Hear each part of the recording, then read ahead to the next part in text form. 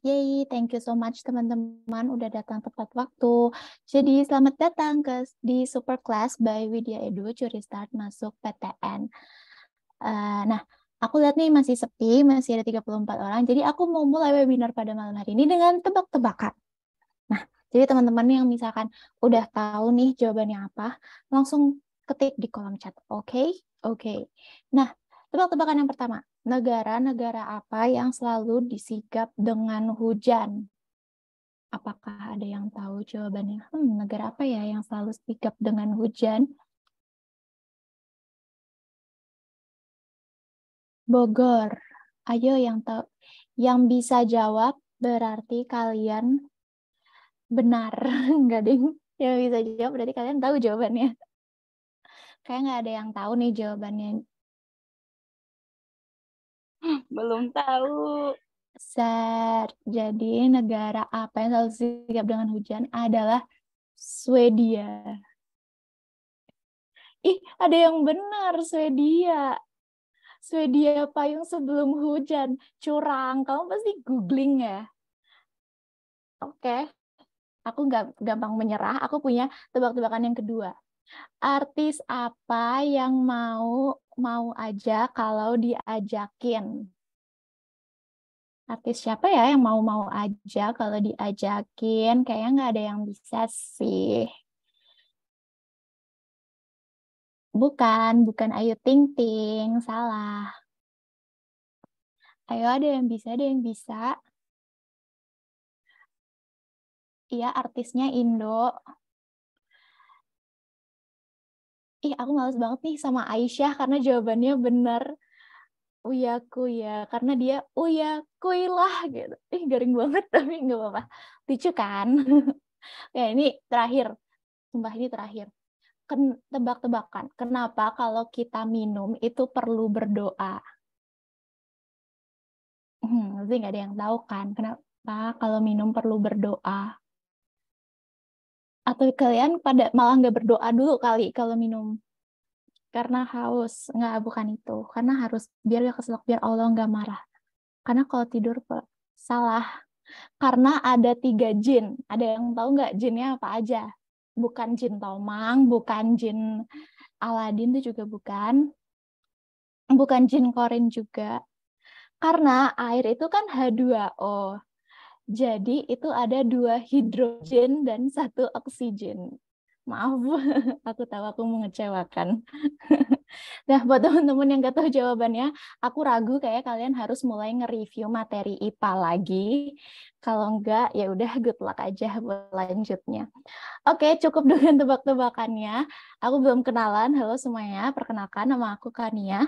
Aku mahasiswa ilmu ekonomi di Universitas Gadjah Mada dan kebetulan aku juga event marketer di Widya Edu. Pada malam hari ini aku akan nemenin teman-teman nih buat belajar bareng pembicara-pembicara kita yang keren-keren banget. Nah, supaya lebih asik lagi kita hari ini, yuk teman-teman yang bisa on cam, boleh banget buat on cam, terus pakai virtual background yang tadi udah dikirimin sama kakak-kakaknya ya, biar kita Mau saling kenal nih satu sama lain. Itu caranya gimana ya, Kak? caranya untuk ganti virtual background itu bisa di lambang video, ada anak panahnya itu diklik, terus bisa choose virtual background-nya. Oops, sorry. Ya Allah, nggak bisa dibalikin. Nah, jadi sebelum kita mulai, aku pengen nih teman-teman ganti nama kalian ke universitas_nama. Kenapa sih harus diganti? Supaya kita bisa tahu nih, kebanyakan teman-teman nih pengen ke universitas mana aja sih? Kayak contohnya aku, UGM_Kania. Tapi aku pengennya ke UI gitu. Jadi aku ganti nama aku jadi UI_Kania. Nah, teman-teman mau kemana? Misalnya ada yang mau ke UGM, dulu tuh UGM_namanya. Atau ke UI_namanya. Nggak usah malu-malu, dan yang pasti kalian harus tetap optimis karena kata Helen Keller aja, optimism is the faith that leads to achievement. Nothing can be done without hope and confidence. Jadi kalian harus tetap optimis dan pede aja, nggak apa-apa. Ayo diri name, biar kita tahu niche kalian pada mau kemana. Oke, jadi di acara Super Class by Widya Edu ini, Ini sebenarnya rangkaian acara yang akan dimulai dengan webinar UTBK SNBT 2023. Itu dilaksanakannya hari ini, yaitu webinar saat ini banget. Terus nanti seminggu lagi kita bakal ada live class bedah soal UTBK SNBT 2023 di Sabtu 21 Januari 2023. Dan next kita bakal ada tryout akbar di tanggal 22 sampai 25 Januari 2023. Nah, buat teman-teman di sini, aku highly encourage teman-teman buat ikut semua rangkaian acaranya supaya kalian bisa lebih siap dan juga kalian bisa ngukur kemampuan kalian tuh udah sampai mana dan sebenarnya kalian udah siap atau belum sih buat ngadepin UTBK SNBT. Oke, sebelum webinarnya mulai, aku mau membacakan rules of the game untuk webinar pada malam hari ini. Jadi aku mau teman-teman untuk fokus on every session, jadi nanti kita bakal ada beberapa sesi, dan aku mau teman-teman untuk tetap fokus, no Sarah, dan keep your mic mute, tapi aku highly encourage teman-teman buat on cam supaya kita bisa tahu nih mukanya temen-temen nih kayak gimana, cantik enggak, atau siapa tahu ada yang mau sekalian cari jodoh, kan gak ada yang tahu jodoh tuh ketemunya di mana. Jadi yang bisa on cam dan jangan lupa pakai virtual background. Terus teman-teman juga harus feel free buat tanya apapun itu ke pembicara, last but not least, jangan lupa untuk have fun karena ini malam minggu, jadi kita harus senang. Next, ini adalah agenda kita pada malam hari ini. Yang pertama akan dilakukan opening dan welcoming yang saat ini lagi aku lakuin. Nanti kita lanjut ke webinar sesi 1 dan sesi kedua, lalu akan ada presentation session dan Q&A dan foto bersama juga di akhir acara. Nah, tadi mungkin teman-teman udah sempat baca mengenai Widya Edu gitu. Nah, Widya EduTech itu apa sih? Jadi Widya Edu itu adalah platform online bimbel, latihan, dan konsultasi soal untuk membantu siswa belajar sampai paham dengan layanan yang solutif, interaktif, dan menyenangkan. Nah, hingga saat ini Widya EduTech sudah di-download lebih dari 70.000 pengguna dan menaungi 200 lebih siswa intensif aktif yang tersebar di 34 provinsi di Indonesia. Nah, kalau teman-teman masih penasaran sama Widya Edu itu sebenarnya apa, kalian bisa nih kepoin Instagramnya Widya Edu di Widya Edu dan jangan lupa di follow. Terus kalau misalkan kalian masih kepo lagi tentang kita, langsung bisa tanya ke admin Widya Edu dengan kirim DM. Jangan takut karena adminnya nggak gigit, jadi santai aja. Oke, mungkin aku udah kebanyakan ngomong dari tadi. Kita lanjut aja ke webinar kita pada malam hari ini, skema baru SNBT 2023, peluang besar bagi pejuang lintas jurusan. Nah, pembicara kita pada malam hari ini adalah Kak Hesti Riani Anissa selaku CEO Widya SEI, dan beliau juga merupakan alumni sastra Jepang UGM, dan Kak Fatan Mubin yang merupakan People Engagement and Development di Jalatek, dan beliau juga ternyata alumni psikologi UGM. Nah, pada sesi pertama pada malam hari ini kita akan mendengarkan nih bagaimana sih strategi memilih jurusan dari pembicara kita. Yang pertama ada Kak Fatan Mubin. Halo Kak Fatan, apakah Kak Fatan ada di sini? Mungkin bisa say hello, Kak. Halo Kak Kania, suaraku terdengar jelas? Halo Kak Fatan, terdengar, aman. Oke, good. Oke. Apa kabar Kak Kania? Baik, Kak Fatan, apa kabar nih? Lagi di mana? Oke, lagi di rumah nih. Lagi Di Jogja. Oh, Jogja. Sama dong, Mas. Aku juga di Jogja nih. Oke, Mas. Mungkin teman-teman udah nggak sabar nih dengerin Mas Fatan. Jadi langsung aja ya, Mas. Layar dan waktu dipersilahkan, Mas, buat Mas Fatan. Oke, baik. Terima kasih banyak Kak Kania dan teman-teman. Kalau di Widya Edu, kita sebutnya Edu Friends ya, betul ya? Betul nggak? Edu Friends. Betul. Oke, jadi sebelumnya kenalin, aku Muhammad Fathan Mubin. Kenapa namanya itu ya, Muhammad? Karena aku Muslim, nama Fathan Mubin dari kemenangan yang nyata. Karena setiap nama tuh punya makna, kadang yang karena aku punya teman di psikologi UGM, namanya Nokia Putri. Bilang, Mas, aku lahir di tahun 98, waktu itu HP yang lagi ngetren tuh Nokia. Makanya ayahku namain aku Nokia Putri. Bilang kalau aku laki-laki, ayahku pengen namain aku apa? Erikson Putra. Itu sedikit ini ya jokesnya. Oke, aku ya alumni psikologi UGM, tapi pernah salah jurusan ya sekali di jurusan yang lain, tapi di UGM juga di pembangunan wilayah. Nah, sebelum aku mulai, aku pengen nanya ya ke teman-teman, EduFriends semua, coba dong sebutin dari kota mana aja. Boleh tulis di kolom chat nih dari kota mana aja. Aku sih Jogja, cuman asalnya Banten. Nah, yang lain boleh di kolom chat aja. Nah, jadi kayaknya kalau pakai mic mungkin nanti rame ya. Dari Bandung, kumaha wargi Bandung, Damang, Bekasi. Wah, jauh banget. Jogja, Bandung, Bandung. Oh, banyak dari Bandung ya. Damang. Oke, Jakarta Timur. Oke. Bogor, Surabaya. Oke. Pontianak, Bang. Gimana Bingke Pontianak? Oh, dari ND. Luar biasa. Good. Oke, baik. Nah, pertanyaan kedua, kalau kabar adalah cuaca ya, jadi misalkan kita sering ditanya, gimana kabarnya? Nah, kalau kabar adalah cuaca, kira-kira cuaca apa ya yang paling menggambarkan suasana hati teman-teman malam ini? Mendung, hujan, gimana nih? Kabar, kalau kabar adalah cuaca, kira-kira kabar teman-teman malam ini gimana ya? Berawan, kenapa tuh hujan? Tenang, cerah banget. Oke, badai, kok bisa badai mendung? Cerah.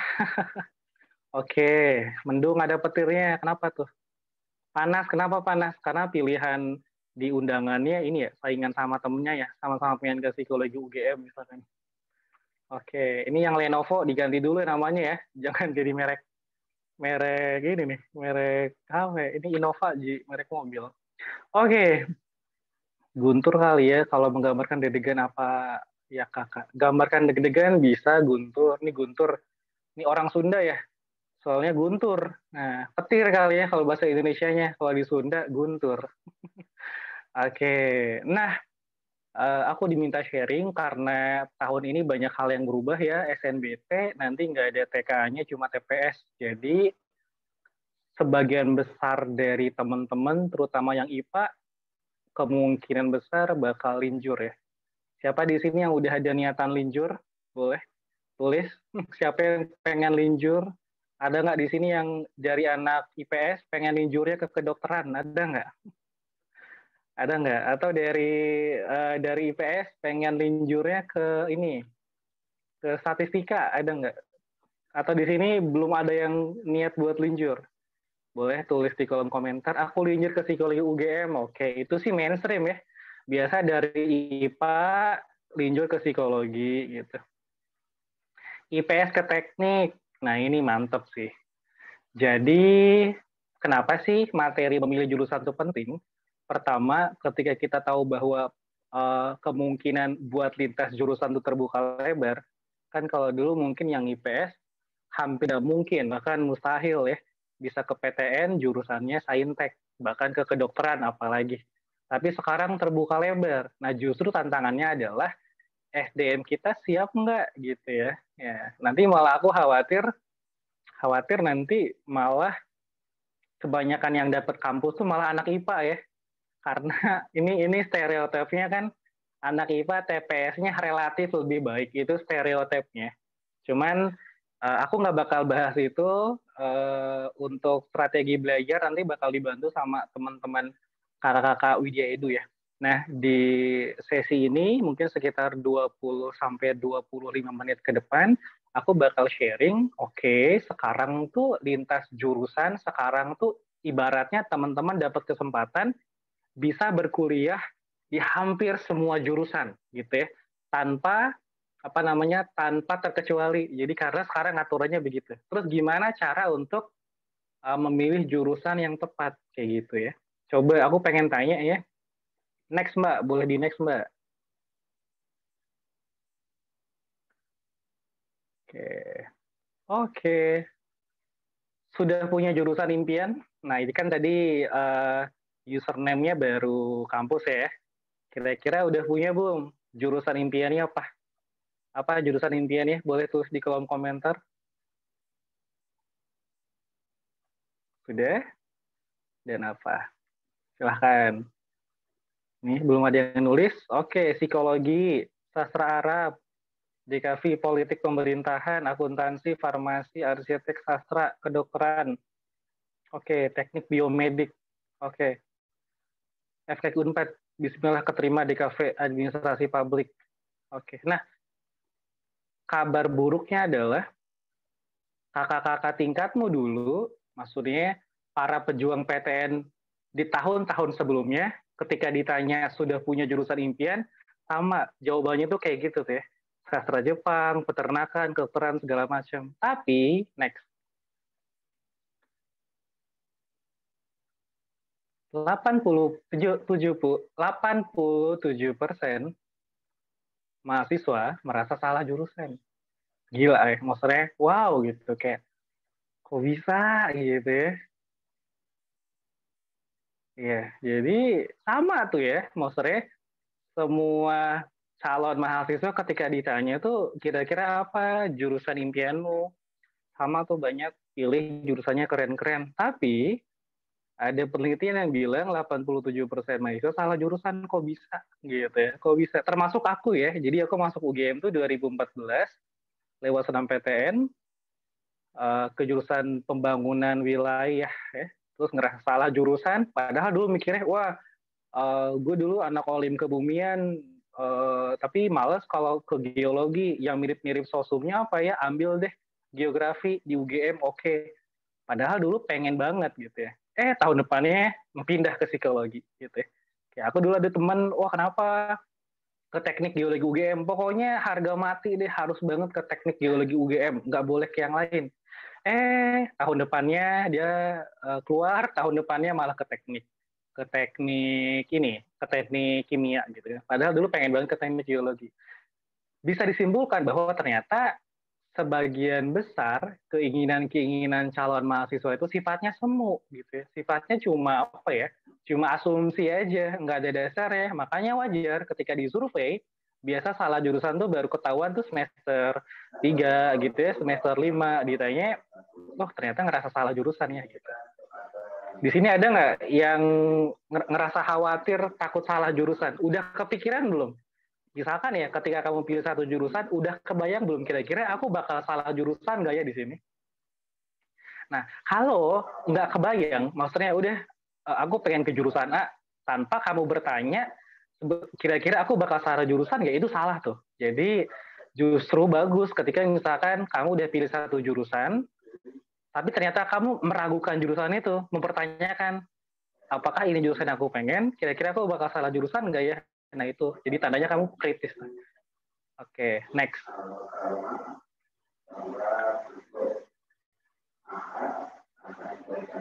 Oke. Nah, tadi kan 87% mahasiswa Indonesia itu ngerasa salah jurusan ya. Nah, ternyata 20% lulusan, ternyata cuma 20% lulusan yang bekerja sesuai bidangnya. Udah masalah jurusan gitu ya. Ternyata kerjanya nggak sesuai bidangnya. Nah, sebetulnya di era saat ini kerja nggak sesuai bidang tuh ya nggak apa-apa. Cuma kan masalahnya orang-orang yang bekerja tidak sesuai bidangnya ini, mereka nggak expect, mereka nggak bikin plan bahwa mereka tuh kerjanya bakal ini gitu kan. Harusnya kan dari awal, kalau nggak salah jurusan, tahu dong, oh aku tuh kerjanya tuh bakal di bidang A, B, C, D gitu ya. Tapi kalau karena mereka udah salah jurusan, ya udahlah, kerja sedapatnya aja misalkan, oh ya udah ada kesempatan diambil. Nah itu ya. Jadi ternyata cuma 20% lulusan perguruan tinggi yang bekerja sesuai bidangnya. Nah itu kenapa? Karena selama ini kita nggak pernah diajarin di sekolah buat mempersiapkan karir dengan tepat. Gitu ya. Biasa anggaplah guru BK ya, apa tugas guru BK. Hampir semua guru BK di sekolah pasti goals-nya adalah gimana supaya siswa-siswa ini masuk ke PTN. Yang penting kuliah apa aja jurusannya gitu. Sama kita juga, pokoknya karir di pikiran anak SMA, di pikiran teman-teman, di pikiran ya sebagian besar remaja pada umumnya, gimana supaya udah kuliah aja. Padahal karir tuh nggak cuma kamu kuliah di mana, panjang tuh. Kayak gitu ya. Jadi ternyata sebetulnya nggak cukup nih kita ikut sesi materi malam ini, terus kita bisa menentukan jurusan yang sesuai bidang kita gitu kan. Nah itu ya, jadi ternyata ini yang harus diwanti-wanti gitu ya. Kayak aku pernah salah jurusan, harusnya teman-teman juga jangan kayak aku, karena kebayangkan ya kita berkuliah di tempat yang mungkin awalnya kita pengen, tapi ternyata setelah dijalani malah memberatkan. Itu lelah gitu ya. Dan kuliah tuh nggak setahun 2 tahun ya, tapi 4 tahun bahkan lebih. Dan setelah itu juga berdampak. Kayak pekerjaan pertamamu itu kemungkinan besar ya nanti terkait dengan kamu kuliah apa segala macam. Gitu ya. Oke. Terus next. Nah, 4 kesalahan dalam memilih jurusan kuliah. Biasanya kesalahan-kesalahan ini muncul, akhirnya kita salah gitu ya, salah memilih jurusan. Apa aja? Next, yang pertama, salah persepsi, gitu ya, salah persepsi. Kadang kita mikir, oh satu jurusan tuh kayaknya belajar ini gitu ya, satu jurusan tuh kayaknya belajar itu, misalkan ya, oh jurusan desain itu mudah gitu ya, udah tinggal gambar-gambar. Itu persepsi kita yang salah. Padahal, nah jadi ini tuh salah satu gambar yang dibikin, ini yang jadi background apa? Yang jadi gambar di slide ini dibikin sama anak ISI, terus dimasukin ke webtoon gitu ya. Ternyata proses dari bikin satu cerita yang bersambung gitu prosesnya bisa setahun gitu, dan itu tidak mudah gitu. Nah kadang persepsi itu yang muncul nih di kalangan anak SMA karena baca informasinya sepotong-sepotong, oh kayaknya di psikologi itu nggak belajar angka ya, salah besar. Ternyata psikologi itu basic knowledge-nya adalah statistika gitu misalkan. Oh kayaknya ini aku bahas banyak psikologi karena aku psikologi ya. Oh kayaknya masuk psikologi itu nanti abis lulus bisa langsung jadi psikolog ya. Enggak gitu ya, harus ambil profesi gitu ya. Oh kayaknya itu loh. Jadi kayaknya itu yang bikin kita terjerumus tuh gitu. Atau misalkan oh lulusan bisnis pasti jadi pengusaha gitu ya. Ini tadi Mbak Tarina atau ilmu ekonomi, kira-kira apakah semua anak IA itu jadi pengusaha? Kan nggak juga ya. Bahkan mungkin sebagian besar kerja di korporat gitu.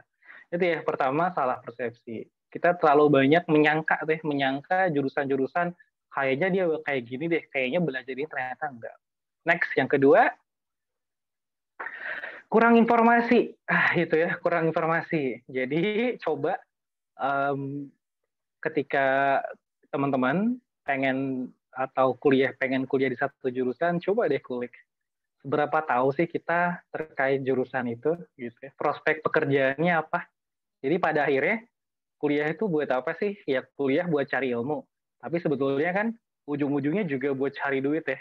Jadi pernah nggak teman-teman coba ngebayangin kalau aku ambil jurusan ini, oke, setelah lulus aku bisa dibayar karena apa? Gitu ya. Oke, jadi maksudnya ketika aku lulus dari jurusan ini, kira-kira aku bisa dibayar di bagian apanya sih? Nah itu kadang yang nggak kepikiran gitu. Nggak kepikiran sama calon mahasiswa, udah kuliah aja masih dibiayain orang tua gitu ya. Tapi kalau udah lulus bingung nih, oke, yang relate dengan dunia kerja tuh apa ya, kok kayaknya aku ngelamar kerja tuh kayaknya nggak lolos terus. Ya itu karena kita nggak cari tahu kira-kira prospek pekerjaannya apa, dan kira-kira kita bisa mempersiapkan apa kayak gitu. Terus mata kuliah gitu ya, kita nggak tahu, males gitu ya, cenderung males mungkin untuk sebagian kecil ya. Kalau aku sih yakin teman-teman yang ikut webinar malam ini lebih aktif ya buat nyari tahu kayak mata kuliah. Kayak dulu aku kenapa pilih psikologi UGM, karena aku membedah mata kuliah dari beberapa fakultas psikologi di Indonesia gitu. Kayak aku coba bedah kurikulumnya psikologi UI, psikologi Unpad, psikologi UNER, Undip. Akhirnya aku nemu, oh ternyata yang paling cocok buatku tuh psikologi UGM gitu kan. Dari situ aku tahu, oh ternyata di psikologi UNER itu S1-nya ada mata kuliah psikologi forensik ya. Oh ternyata di UNS itu ada mata kuliah psikologi budaya Jawa ya gitu kan. Nah hal-hal gitu kita nggak bakal tahu. Dan kalau ya misalkan kenapa pilih psikologi, keren aja. Kenapa pilih psikologi UGM? Ya karena UGM itu tidak menjawab gitu.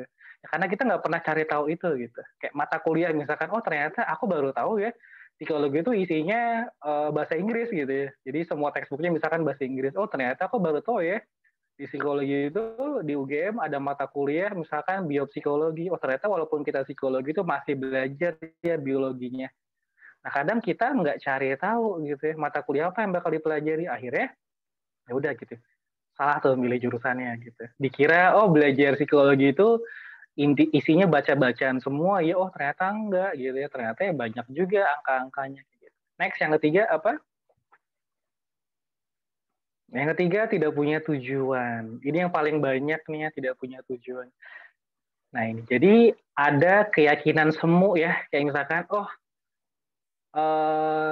karena ini ya, apa remaja itu kan setauku ya, setauku apa namanya, bagian di otak yang terkait dengan emosinya itu berkembang lebih cepat daripada prefrontal cortex. Prefrontal cortex itu yang menentukan, yang decision making. Makanya kita cenderung labil gitu. Makanya kita biasanya memutuskan sesuatu tuh atas dasar keinginan kita, atas dasar emosi kita. Makanya pas aku tanya, teman-teman yakin nggak masuk psikologi? Oh yakin, aku tuh pokoknya nggak ada jurusan lain yang gue pengen selain psikologi gitu. Atau misalkan aku tuh kedokteran banget gitu ya.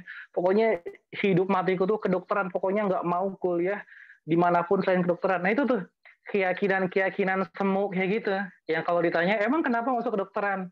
Ya nggak apa-apa, pengen aja gitu. Emang kenapa psikologi? Ya nggak apa-apa, pengen aja. Itu. Kita nggak punya tujuan gitu. Sesimpel kayak, kalau kamu ambil jurusan itu, emang 5 tahun lagi kamu bisa ngapain sih? Emang 10 tahun itu kamu bisa ngapain sih? Emang 20 tahun lagi sih, emang 20 tahun lagi kamu bisa ngapain sih karena kamu kuliah psikologi? Gitu. Nah, kadang kita nggak punya tuh. Kayak sesimpel, udah aku pengen aja itu. Dan itu tuh yang bikin kenapa 87% mahasiswa Indonesia salah jurusan dan cuma 20%-nya yang bekerja sesuai bidang. Next, yang keempat apa?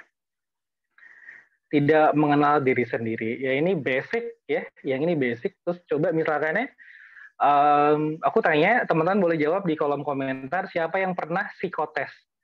Psikotes offline bersama psikolog ya, bukan psikotes online lewat tes online gitu. Psikotes lewat psikolog yang harus ngisi-ngisi pakai kertas. Boleh? Ada yang tulis di kolom komentar? Saya pernah gitu. Ada nggak? Ada nggak? Saya oke, baik ya, bagus tuh. Jadi kalau ada kesempatan silakan bisa ikut psikotes. Ya kalau bisa sih offline, kalau enggak ya online nggak apa-apa. Cuman yang penting teman-teman punya apa namanya, belum pernah kalau tes MBTI.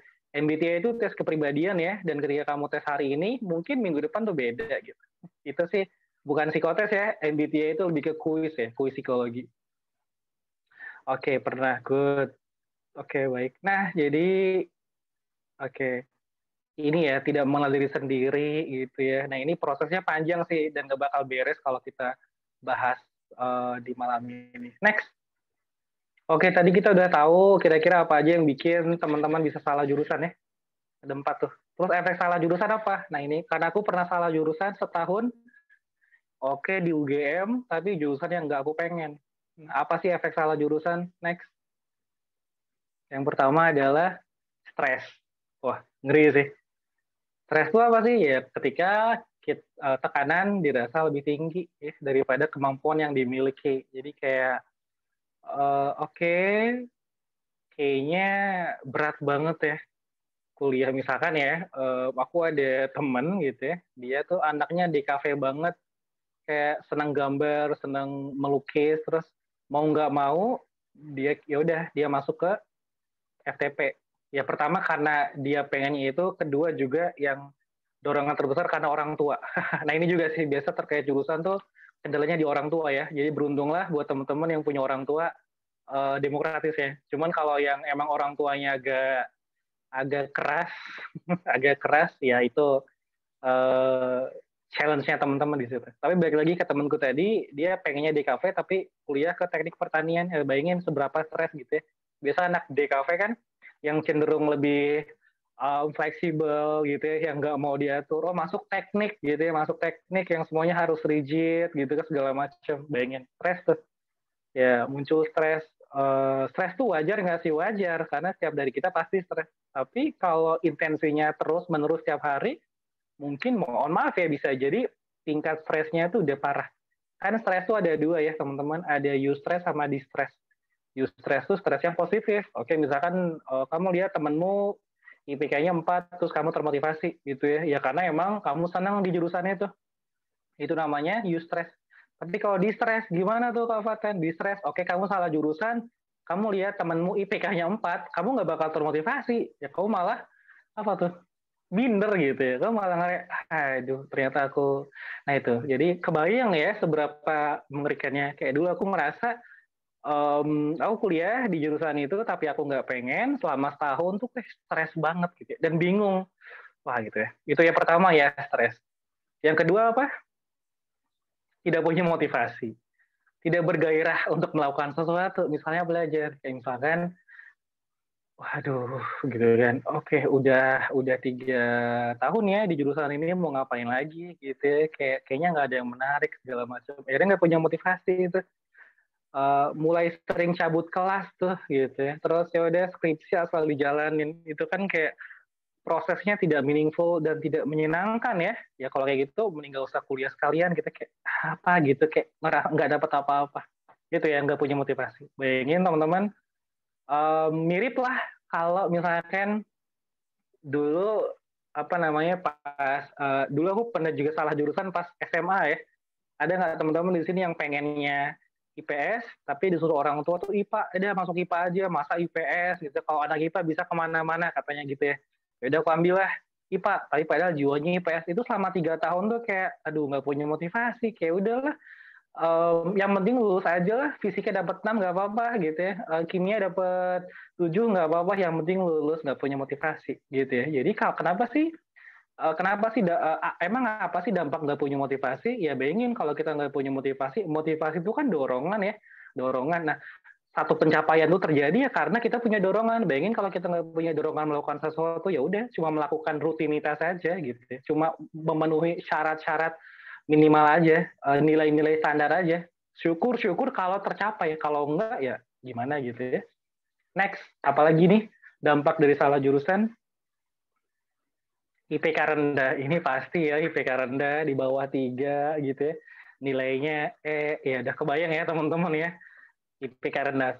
Sebetulnya apa sih yang jadi masalah IPK rendah? Mungkin buat kita sih nggak apa-apa ya. Kayak aku dulu dapat IPK 3 atau dapat nilai kecil ya nggak apa-apa. Ya untuk sebagian orang ya. Mungkin kalau yang ambisi ngerasa IPK-nya rendah mungkin stres. Tapi kalau buat orang yang salah jurusan, IPK rendah buat dia sendiri ya udahlah. Karena emang aku nggak minta di sini. Tapi ya karena aku nggak minat di sini. Tapi kalau buat orang tua gitu, kan orang tua nggak mau tahu ya, kayak kok IPK-nya segini, kok IPK-nya segini kayak gitu. Ini ya, ini dampak dari salah jurusan. Next, menjauh dari pergaulan. Jadi biasa udah mulai kelihatan tuh ya, kalau di kuliah nih mulai masuk semester 4 gitu ya, semester 5, orang-orang yang salah jurusan nih mulai menjauh gitu ya, mencari support sistemnya sendiri gitu ya, mencari motivasinya sendiri karena dia nggak dapat motivasi di kelas gitu ya. Terus apa lagi? Next. Oke, nah terus gimana kalau kita ngerasa salah jurusan gitu ya? Kenapa? Gimana kalau kita ngerasa salah jurusan? Ini walaupun mungkin teman-teman belum tentu salah jurusan, tapi aku menggambarkan ya prosesnya. Oke, misalkan ya teman-teman salah jurusan harus ngapain? Next. Ya ini ya udah gitu ya, menetap dan mempelajari materi perkuliahan sekuat mungkin. Karena kan di aturan sekarang kalau udah masuk PTN di tahun pertama, di tahun keduanya nggak boleh daftar lagi ya. Betul nggak kayak gitu? Boleh komen dong? Betul nggak? Ada yang mau konfirmasi? Bener ya? Jadi misalkan kalau dulu di tahunku, aku dapat SNMPTN, nah tahun depannya tuh masih bisa ikut SBMPTN gitu. Kalau sekarang kan kayaknya udah nggak bisa ya, betul nggak? Ada yang mau konfirmasi? Tulis di kolom komentar. Apa gimana? Bisa. Oh bisa. Oke. Bisa. Oke. Tapi kira-kira nggak semua orang tuh mereka berani ya. Mereka berani buat ikut tes lagi gitu ya. Karena mungkin nggak bisa. Bisa apa nggak bisa nih?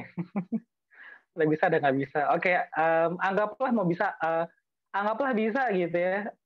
Walaupun bisa, belum tentu semua orang tuh berani buat ikut tes lagi gitu ya.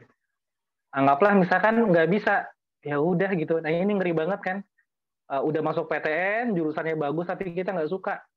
Ya terus apa yang bisa dilakukan? Ya itu ya udahlah, menetap dan mempelajari materi perkuliahan sekuat mungkin sampai lulus gitu aja. Terus yang kedua, ya udah mencari hobi lain, mengembangkan skill di bidang yang diminati. Kayak misalkan dulu aku ada teman, dia yaudah deh pilih aja jurusan kuliah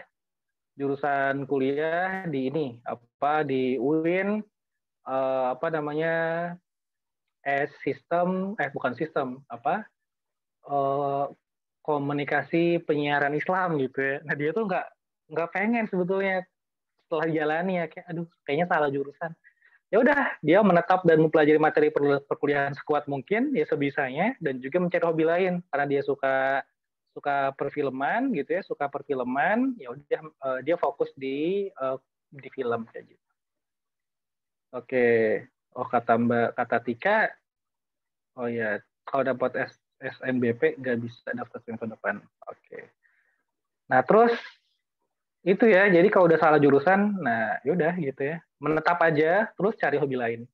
Oke, yang pertama ini kita review dari awal ya. Yang pertama kita diskusi apa aja yang biasanya bikin orang-orang salah jurusan gitu ya. Terus yang kedua gimana supaya nggak salah jurusan gitu ya. Oh sorry, yang kedua dampak dari salah jurusan apa aja. Tips salah jurusan gimana kalau kita salah jurusan. Nah yang terakhir aku pengen sharing, ini yang penting nih. Strategi memilih jurusan. Oke, strategi memilih jurusan. Nah ini yang kadang kelewat gitu ya, kadang kelewat. Ini tidak berdasar sih. Cuma menurutku 80-an something persen siswa Indonesia itu mereka terlalu fokus gimana supaya bisa masuk ke jurusan itu.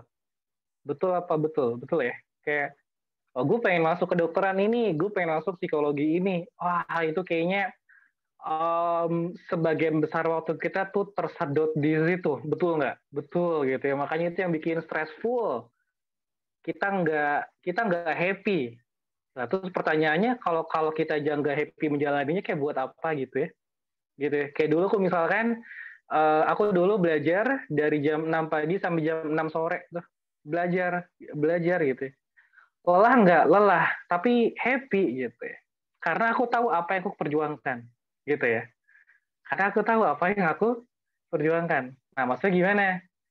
Jadi, buat teman-teman, nah sebelum kita masuk ke materi terakhir ini, yuk, oke, nanti apa namanya di Widya Edu juga udah ada ya program-program yang bantu teman-teman buat memilih jurusan yang kuliah gitu ya. Oke, jadi nanti sebelum menentukan gimana cara belajar, ini paralel, tapi coba di awal, nanti bisa dibantu dengan kakak-kakak Widya Edu, sebetulnya apa sih jurusan yang aku pengen. Karena banyak kalau misalkan ya, oke, sekarang bulan apa nih ya? Bulan Januari ngebet banget ke psikologi apa? Psikologi UGM gitu ya. Oke, belajar. Oh, kok ternyata belajar SNBT tuh sulit banget ya. Aku jangan psikologi UGM deh, aku psikologi UNY aja. Gitu, psikologi UNY gitu ya. Dia belajar kayaknya, lah kok ternyata setelah dipelajari materi SNBT ini nggak sulit-sulit banget ya gitu ya. Skor tryoutku tinggi, aku cari yang lebih tinggi deh. Cuman kayaknya nggak ke psikologi deh gitu ya. Kayaknya kalau ke psikologi UGM tuh terlalu tinggi, nilainya aku ambil deh ini Ilkom Unpad gitu ya. Hamin 1 bulan dia belajar lagi, oh kayaknya nilaiku bagus nih, terus aku pengen balik lagi deh ke psikologi gitu, psikologi UGM. Nah padahal beda tujuan itu juga beda jalannya gitu ya. Walaupun sama gitu, kita harus naik mobil. Walaupun sama, kita harus belajar UTBK gitu ya. Kayak misalkan teman-teman pengen ke Jakarta, oke lah ke Jakarta gitu ya. Tapi baru sampai Malang tapi baru sampai Temanggung nih, misalkan dari Jogja ya, tiba-tiba pengen ke Malang, gas gitu ya. Baru sampai Madiun, pengen balik Jakarta, itu kayak buang-buang waktu. Jadi di awal silakan tentukan jurusan kuliah yang teman-teman pengen gitu ya, sebelum ngebut belajar, jadi biar nggak sia-sia. Oke, next. Lanjut, waktunya tinggal sedikit. Nah, yang pertama gimana cara memilih jurusan kuliah? Nih ya, menyesuaikan antara minat bakat dan tujuan. Minat itu apa? Minat kepengen kita. Ya kita pengen apa sih? Bakat itu apa? Ya bakat kemampuan. Biasanya dia, ini adminnya 1% ya sih? Bukan, emang mirip ya? Mirip suara adminnya 1% ya? Oke, lanjut. Nggak fokus nih. Oke, nah bakatnya apa? Bakatnya kemampuan. Kita bisa nggak sih tahu bakat kita? Bisa, tapi tidak secara langsung gitu ya, tidak secara langsung kayak wah, oh udah gue merem, gue bayangin kira-kira bakat gue apa. Enggak ya, kita cuma tahu minat kita aja, kita cuma tahu kepengen kita aja. Bakat tuh harus dites, makanya ada psikotes kayak gitu ya. Nah terus tujuan ini biasanya worldview kita, kayak sudut pandang kita pengen apa sih? Kayak misalkan aku ya, goalsku adalah aku pengen berkontribusi di bidang pendidikan. Nah caranya macam-macam tuh. Ya udah, misalkan minatku ngajar gitu ya, minatku developing people, misalkan minatku mengembangkan orang gitu ya. Terus bakatku apa? Oh setelah dites ternyata bakatku ya terkait dengan hubungan interpersonal, terkait dengan public speaking, dan jurusan kuliah yang disarankan psikologi. Tujuanku apa? Tujuanku adalah aku bisa membantu orang buat menemukan potensinya, membantu orang ya buat dia juga bisa optimal perannya di kehidupan dia gitu. Muncullah jurusan, nah, salah satunya psikologi gitu ya. Oh kalau kita udah tahu ini, sebetulnya jurusan yang bisa kita pilih itu nggak cuma satu gitu. Kayak misalkan, oh karena aku tahu minat bakat tujuanku, inline 3 semua, ternyata nggak harus psikologi ya. Oke, pertama psikologi. Tapi kalau ternyata psikologi nggak bisa masuk, apalagi ya, oh yang mirip-mirip, misalkan pendidikan. Terus apa lagi? Oh ternyata BK. Nah ini teman-teman harus tahu. Ini prosesnya panjang, nanti bisa diskusi dengan kakak Widya Edu. Next. Yang kedua adalah mengenal karakter diri. Ya ini baru bisa nih pakai tes MBTI gitu ya, tes MBTI, kuis MBTI. Nah ini misalkan tahu kamu misalkan orangnya tuh kayak gimana gitu ya, terus misalkan orangnya lebih ke audiovisual atau gimana atau visual gitu. Terus preferensi pekerjaan gitu ya. Ini juga misalkan kamu tuh orangnya suka kerja kantoran apa suka lapangan ya kayak gitu.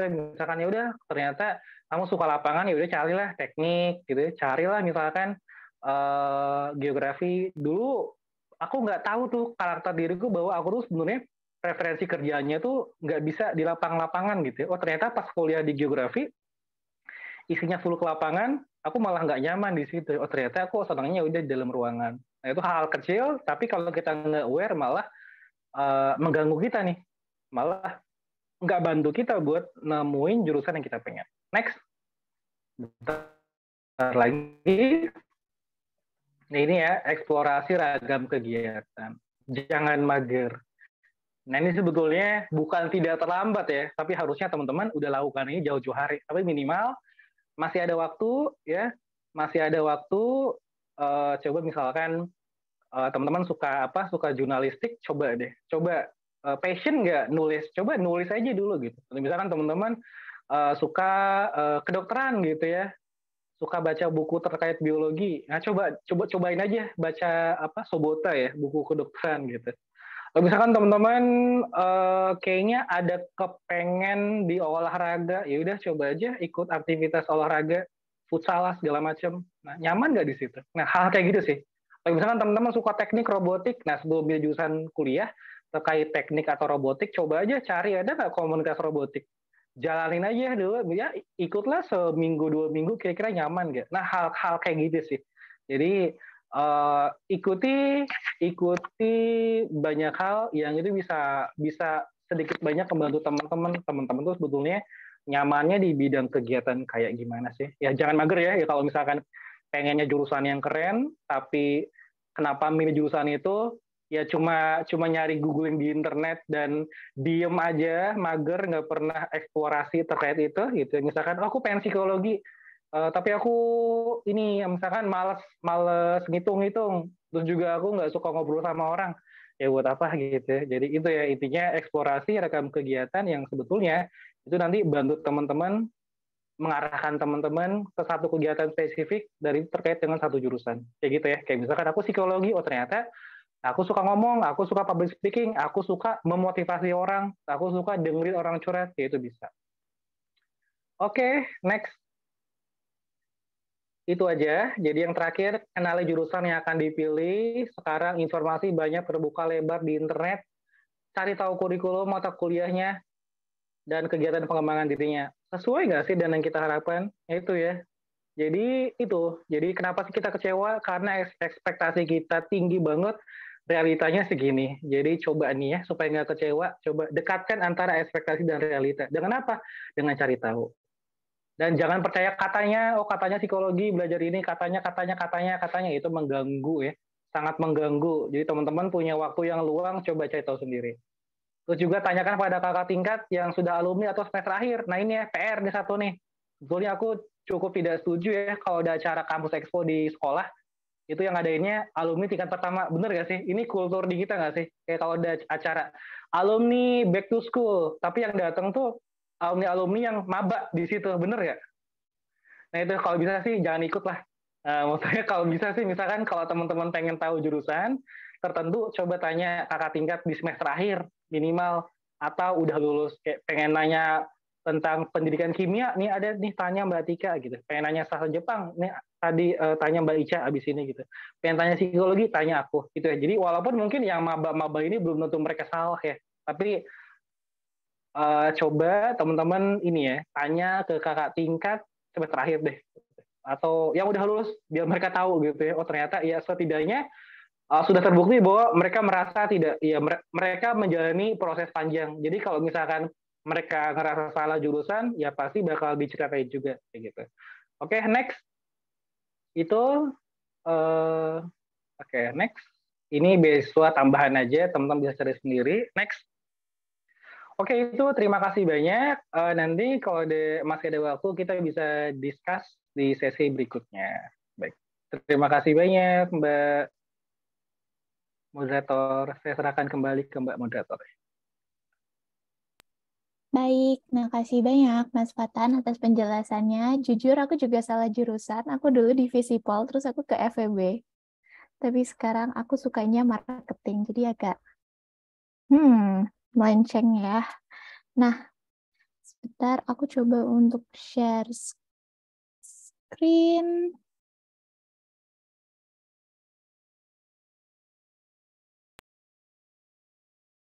Oke, nah buat teman-teman, jangan lupa kalau ada yang mau bertanya, bisa langsung tulis di kolom komentar dengan format nama _ pertanyaan ya. Nanti bakal ada, mohon maaf, pertanyaan bakal aku pilih untuk di sesi Q&A. Nah, tadi kita udah dengar penjelasan yang super menarik dari Mas Fatan terkait kalau salah jurusan nih gimana dan gimana strategi supaya gak salah jurusan.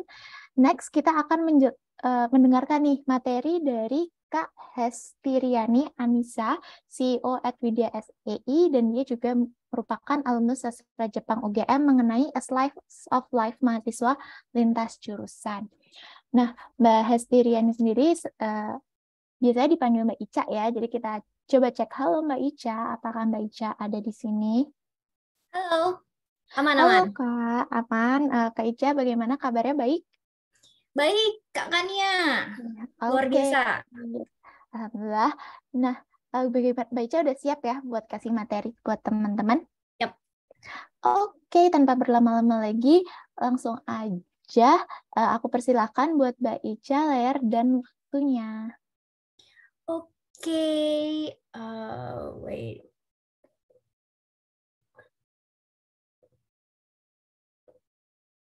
Udah kelihatan ya? Sudah, Kak. Oke, selamat malam semuanya. Assalamualaikum warahmatullahi wabarakatuh. Karena nama aku susah banget, jadi panggil aja Ica. Tolong jangan dipanggil Bu ya. Panggil aja Mbak atau Ica sekalian. Well, di sini diminta untuk cerita tentang kehidupan mahasiswa lintas jurusan. Jadi mungkin sedikit perkenalan dari aku. Jadi aku lulusan SMA Negeri 3 Yogyakarta. Mungkin di sini ada yang alumni SMA 3 juga. Kebetulan waktu SMA jurusannya IPA. Kenapa ngambil IPA? Karena nggak kuat belajar IPS. Jadi ngambilnya IPA karena di SMA 3 nggak ada, di SMA 3 Jogja tidak ada jurusan bahasa. Kemudian kuliahnya masuk sastra Jepang UGM, ini juga nggak sengaja gitu ya, maunya sih masuk teknik metalurgi UI, tapi keterimanya di sastra Jepang UGM. Nanti saya akan coba cerita sedikit kenapa saya masuk ke sastra Jepang UGM. Alhamdulillah bisa selesai 3,5 tahun. Kemudian habis itu masuk lagi ke master, ngelanjutin ke Master in Management UGM gitu ya. Jadi udah dari IPA, bahasa, terus ekonomi lagi gitu ya. Ini kayak ini sebenarnya Mbak Ica ini mau gimana sih gitu ya. Oke, sisanya ya ini setelah kuliah saya bekerja ya, jadi guru bahasa Jepang juga, jadi CEO juga. Hobinya adalah saya menikmati buku, musik, dan laut. Mungkin kalau ada yang sama, teman-teman yang suka buku, musik, dan laut, nah ini silahkan bisa di kolom chat, bisa ngobrol gitu ya. Oke, saya mau start dengan modelan ini nih. Pengen survei dulu ke teman-teman semua. Kalau dari teman-teman, di kolom chat aja ya, bayangan kalian kehidupan mahasiswa itu gimana sih? Jadi kan kalau biasanya anak SMA tuh, kalau udah mahasiswa nih enak nih, nggak ada PR-nya gitu ya, nggak ketemu guru yang killer, nggak harus ikut pramuka gitu ya. Nah kalau teman-teman tuh membayangkan kehidupan mahasiswa tuh kayak apa sih? Kita coba. Oh ini menarik nih, rumit, capek, oke, bakal sibuk dan kaget, pusing, banyak tugas, pusing, enak. Wah kalau enak tidak ramah. Wah ini. Oke, jadi agak takut untuk berteman, seru, menantang Kak, ngeri, tidak semudah yang dibayangkan, harus ketemu banyak orang, biayanya, tadi ada informasi beasiswa bisa dipakai ya. Oh ini tidak perlu pakai seragam, setuju banget, tidak perlu pakai seragam ya, karena kita bisa nih pakai baju apapun yang kita mau gitu ya. Terus kita bisa nentuin sendiri jadwalnya tuh, mau ikut kelas siapa gitu. Kalau kita nggak suka sama Bapak X atau Ibu X, nah kita bisa ngambil guru atau dosen yang kita suka. Oke, mungkin saya mau cerita sedikit ke teman-teman. Tadi teman-teman udah ngasih bayangannya ya kehidupan mahasiswa tuh kayak gimana. Jadi saya mau cerita start dari awal kenapa saya akhirnya memilih lintas jurusan gitu ya. Jadi kan tadi saya anak IPA, terus masuknya ke sastra Jepang UGM, terus pindah lagi ke ekonomi gitu ya. Udah IPA, humaniora, IPS gitu ya. Udah tiga-tiganya udah saya rasain gitu. Oke, jadi yang pertama itu adalah hasil tes minat bakat. Jadi zaman saya dulu itu dari IPS ke IPA itu nggak ada ya, adanya dari IPA ke IPS. Terus ada satu lagi, ada anak IPA itu boleh ngambil dua-duanya. Jadi dia boleh stay di IPA sama dia boleh ambil IPS. Jadi ada satu dulu namanya IPC gitu. Kalau sekarang mungkin udah nggak ada ya. Jadi teman-teman sebenarnya ini jauh lebih fleksibel dan jauh lebih enak nih buat teman-teman untuk mengeksplorasi diri gitu. Tadi udah disampaikan juga sama Mas Fatan ya.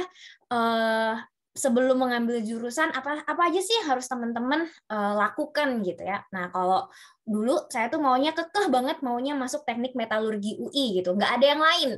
Alasannya kenapa? Karena memang zaman saya dulu gitu ya pertambangan lagi bagus-bagusnya. Itu yang pertama. Terus yang kedua, saya nyari di mana saya nggak masuk di lapangan gitu, karena saya tahu secara fisik nggak kuat, kemudian lebih senang kerja di dalam ruangan, makanya ngambilnya teknik metalurgi, terus udah bikin pattern tuh, udah bikin PET juga, masuk teknik metalurgi UI, terus nanti S2-nya ngambil reservoir di waktu itu di Wina gitu ya, dulu udah bikin kayak gitu. Tapi ternyata yang SBM, kalau kalian tuh SBM apa SNM ya yang pakai rapot itu nggak lulus gitu. Akhirnya ikutlah tes minat bakat gitu ya, ikut tes psikotes waktu itu, ikut tes psikotes. Terus hasilnya yang keluar mencengangkan. Saya kira saya anak IPA murni gitu, tapi ternyata enggak. Pilihan pertamanya itu jatuh pada satu kemampuan matematika, jadi kemampuan kuantitatifnya jalan. Terus yang kedua, kemampuan verbalnya di atas rata-rata. Jadi yang disarankan pertama adalah saya mengambil matematika. Yang kedua, saya disarankan mengambil bahasa. Kaget kan? Kayak, loh, nggak kok tiba-tiba bahasa gitu. Nah, kebetulan juga di tahun saya masuk kuliah, jadi saya kuliah itu tahun 2011 ya, start pertamanya. Itu tuh K-pop lagi naik-naiknya gitu. K-pop lagi naik-naiknya. Saya juga salah satu orang yang seneng Korea juga. Motivasinya adalah biar bisa ketemu opa gitu ya. Jadi pasti anak zaman sekarang masih relate banget lah untuk ketemu opa ini gitu ya. Jadi pengen banget masuk jurusan bahasa Korea waktu itu. Cuman ngobrol-ngobrol-ngobrol karena baru naik, akhirnya berdasarkan saran orang tua gitu ya, akhirnya saya bikin 3 nih. Satu, saya ngambil akuntansi UGM, yang kedua itu tetap teknik metalurgi tetap ya, karena itu udah kekeh cita-citanya di situ. Nah, yang ketiga itu adalah sastra Jepang. Kenapa sastra Jepang? Pada waktu itu salah satu industri yang udah mulai mature itu adalah sastra Jepang gitu ya. Nah, jadi sebenarnya bukan karena bukan karena pengennya apa, tapi lebih ke aku nih bisanya apa sih gitu ya, aku bisanya apa, plus kebetulan aku sangat suka dengan belajar hal baru gitu. Jadi kalau udah kena tantangan tuh harus diselesaiin, harus diberesin kayak gitu. Nah, akhirnya karena satu ya tadi hasil minat bakatnya tes kemampuan verbalnya di atas rata-rata, dan ternyata di zaman itu tadi waktu K-pop naik itu salah satu industri yang nilai jualnya tinggi adalah budaya gitu ya. Jadi nggak ada salahnya kok dicoba kayak gitu, toh kita nggak pernah tahu ya kita ke depannya akan menjadi apa gitu. Oke, jadi tadi saya ngeliat ada yang mau masuk sastra Jepang ya, kalau nggak salah. Mungkin udah kepikiran gitu, mahasiswa sastra Jepang tuh kayak gimana sih? Apakah setiap hari nonton anime?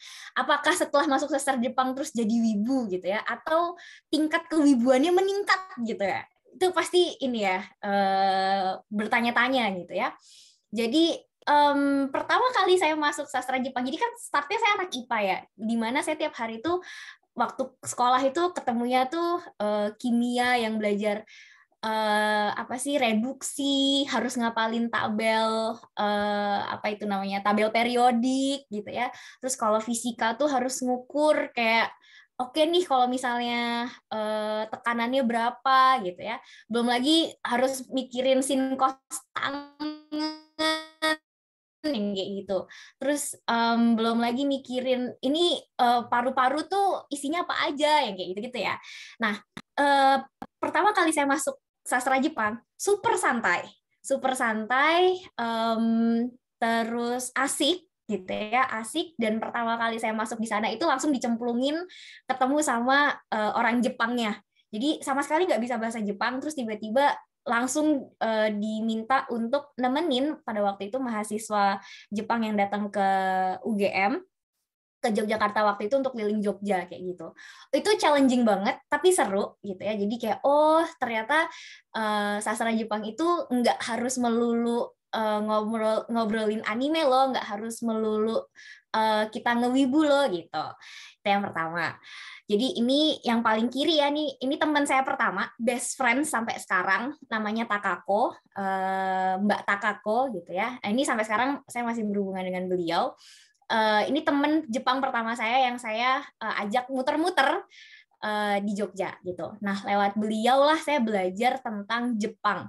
Jadi budayanya itu seperti apa, kemudian bahasanya itu seperti apa aja sih yang harus dipelajarin kayak gitu.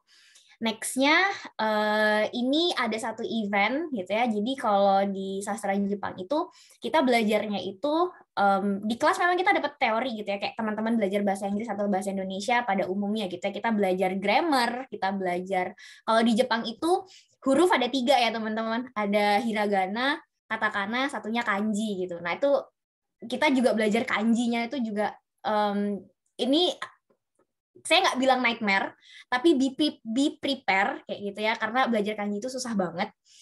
Nah, ada cara seru sebenarnya untuk belajar kanji gitu. Salah satunya adalah melalui event ini gitu. Jadi kalau di sastra Jepang UGM itu kita suka ada event dengan university yang ada di Jepang gitu ya untuk belajar budaya. Nah, disitulah kita akan memakai nih apa yang selama ini kita pelajari di kelas kayak gitu. Nah, itu juga mempermudah banget nih kalau misalnya kita ada kesulitan nih untuk belajar bahasa gitu ya.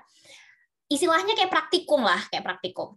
Kemudian serunya lagi kita juga bisa belajar budaya ya. Jadi ini saya sempat ikut klub tari juga gitu ya, namanya Hikari. Jadi kita nari kayak tarian bahasa Jepang juga gitu. Seru, tapi bukan berarti terus jadi mahasiswa sastra Jepang itu gampang gitu ya. Enggak, sama sekali enggak teman-teman, karena tadi ya satu, kalian harus belajar terkait dengan hurufnya aja udah sulit gitu ya. Terus kemudian ini bahasa yang lain, kemudian ada budaya yang lain juga gitu ya. Jadi kalau dari kaliannya nggak seneng gitu ya sama bahasanya, kalian nggak seneng sama budayanya, kalian nggak seneng sama apa yang ada di Jepangnya gitu, itu akan sulit gitu. Sebenarnya nggak cuma terkait dengan ininya juga ya, terkait dengan nggak harus dengan Jepang gitu, tapi kalau kalian tadi ya kayak misalnya mau masuk psikologi gitu, kalau kalian nggak seneng untuk berhubungan dengan orang, mungkin akan sulit gitu. Kalau kalian nggak begitu suka untuk memahami diri sendiri, mungkin akan begitu sulit gitu. Atau misalnya kalian nggak seneng gitu dengan robot, kalian nggak seneng ngutak-ngatik sesuatu gitu, ya mungkin untuk belajar ke teknik agak sulit kayak gitu ya. Jadi startnya itu kalian harus seneng dulu, harus suka dulu, harus cinta dulu kayak gitu. Oke. Tantangannya nih ketika kalian kuliah lintas jurusan ya. Yang pertama, mau nggak mau harus belajar dari nol. Ini yang saya rasain. Saya mau nggak mau harus belajar dari nol. Sama sekali nggak bisa bahasa Jepang. Ya di SMA ada gitu, tapi benar-benar harus belajar dari nol. Kemudian yang kedua, butuh banyak penyesuaian dari jurusan yang sebelumnya. Jadi kan saya awalnya IPA ya, terus masuk ke humaniora gitu ya. Jadi ada banyak penyesuaian yang mungkin tadinya saya cukup belajarnya tuh benar-benar harus yang sangat keras banget untuk menghafalkan rumus.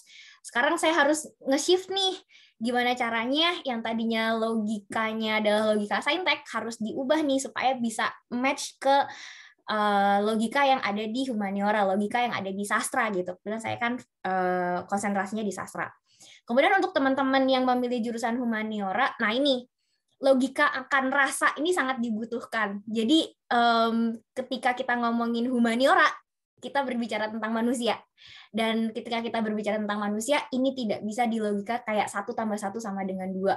Atau kalau misalnya kalau tidak ada satu rumusan tertentu yang benar-benar dia akan plek-ketiplek kayak gitu, enggak.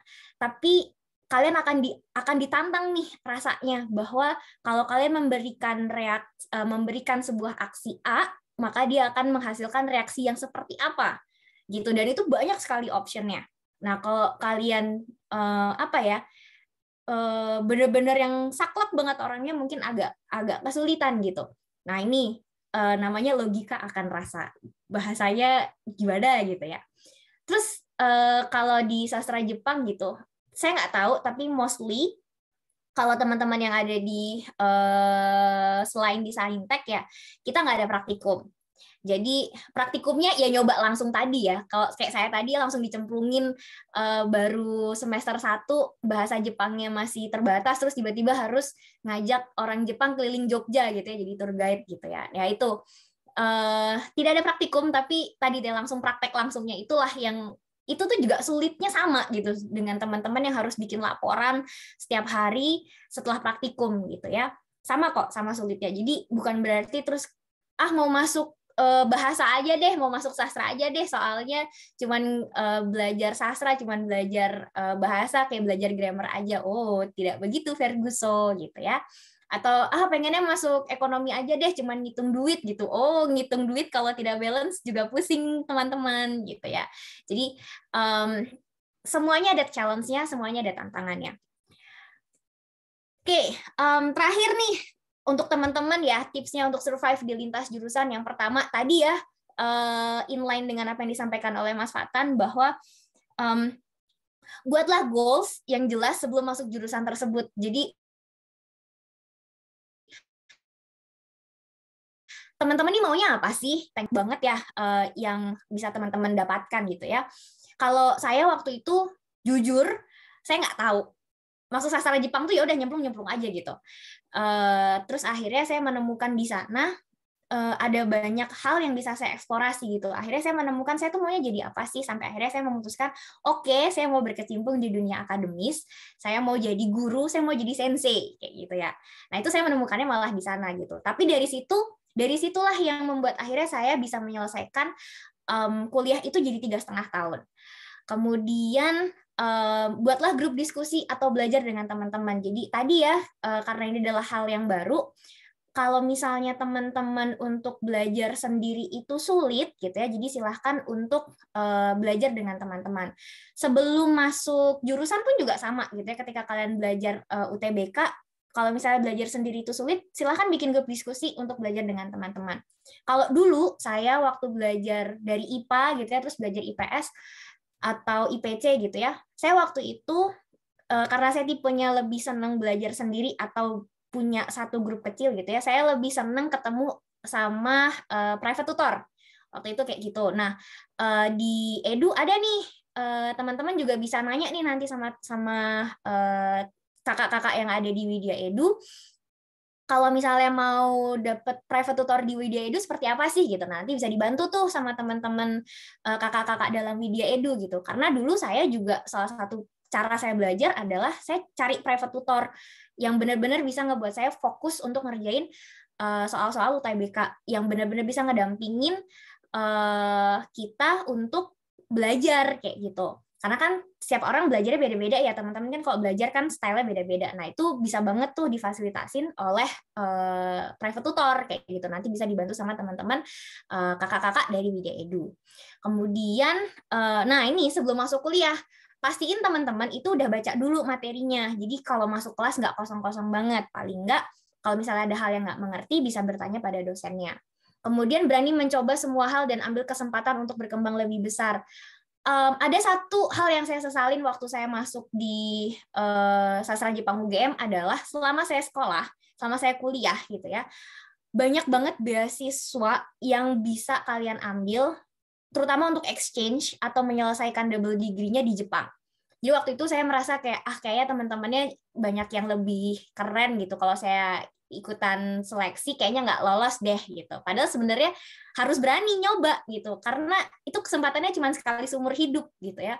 Nah jadi teman-teman kalau misalnya ada kesempatan exchange, kesempatan ikut lomba, ikut aja, ambil, karena itu akan nambah skill kalian.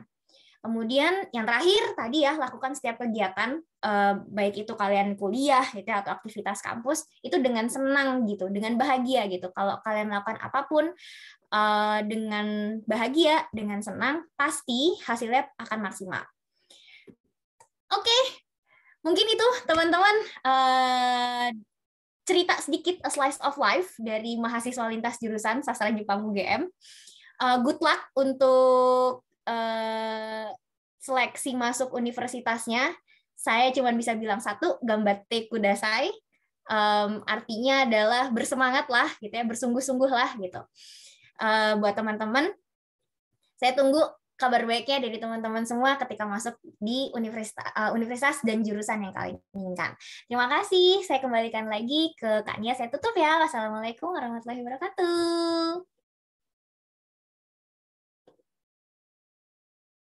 Yeay, terima kasih Kak Ica atas pemaparan materinya dan sharing-sharingnya nih terkait gimana sih glimpse of life mahasiswa lintas jurusan, terutama kan Kak Ica juga dari sastra Jepang ya, jarang banget aku dengar pengalaman orang-orang dari sastra Jepang. Nah, untuk teman-teman yang mau bertanya ke Kak Ica, boleh banget tulis pertanyaannya di kolom komentar dengan format nama _ pertanyaan ya. Nanti akan kita jawab sebisanya di Q&A session. Nah, tadi Kak Ica udah sempat menyinggung nih tentang bimbel privat Widya Edu.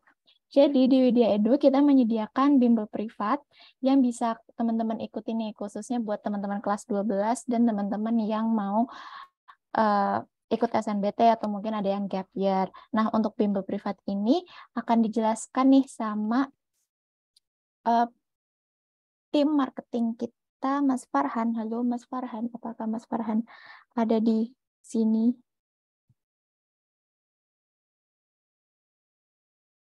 Halo Mas Farhan.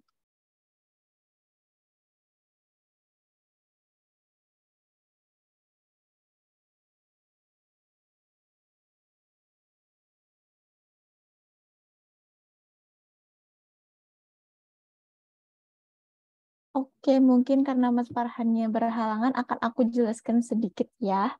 Jadi untuk bimbel privat by Widya Edu ini adalah paket bimbel privat 12 SMA SNBT merupakan paket bimbingan belajar bagi siswa kelas 12 SMA atau gap year dalam rangka persiapan masuk perguruan tinggi melalui jalur SNBT atau seleksi nasional berbasis tes. Jadi untuk paket bimbel privat ini akan memberikan strategi lolos SNBT, bimbingan pematangan konsep materi subtes SNBT, bimbingan intensif latihan mengerjakan soal subtes SNBT, dan akan mendapatkan tryout SNBT 2023 dan pembahasannya. Untuk paket dan fasilitasnya bakal dapat apa aja sih? Jadi pilihan paketnya ini ada paket tutor SNBT Matematika, paket tutor SNBT Bahasa Indonesia, dan paket tutor SNBT Bahasa Inggris. Teman-teman bakal dapat 4 kali sesi dan dapat free 1 kali tryout SNBT 2023 di awal bulan. Jadinya nanti teman-teman bakal bisa nih ngukur kemampuan teman-teman sendiri. Untuk price list-nya berapa sih? Oh, sorry.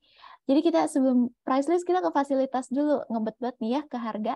Jadi buat fasilitasnya sendiri kita bakal ada sesi belajar privat 90 menit dan itu bakal ada 4 kali sesi dalam 1 bulan.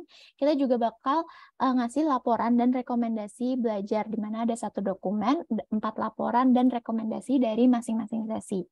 Teman-teman juga bakal dapat PDF latihan soal dan pembahasan, free akses modul video pembelajaran dan latihan soal di aplikasi, dan juga teman-teman bakal dapat tryout SNBT 2023 beserta pembahasan dan evaluasi hasil tryout teman-teman. Kalau misalkan teman-teman tertarik, teman-teman juga bisa nih mempertimbangkan keunggulan-keunggulan keunggulan-keunggulan fasilitas dari Widya Edu. Jadi keunggulan tryout di bimbel Widya Edu adalah tryoutnya ini dikerjakan secara online via aplikasi. Pembahasan tryout juga dapat diakses online. Lalu rekap skor tryout, ranking per jurusan, dan ranking keseluruhan itu juga akan dibagikan. Jadi teman-teman bisa tahu nih posisinya di mana dan apakah sudah cukup untuk masuk ke PTN yang teman-teman inginkan. Terus tryout kita juga menggunakan smart analysis yang berisi analisis jawaban benar, salah, kosong masing-masing subtes. Di mana posisi skor siswa ini dibandingkan dengan skor semua siswa untuk masing-masing subtes. Untuk harga paket bimbel privatnya itu sendiri berapa?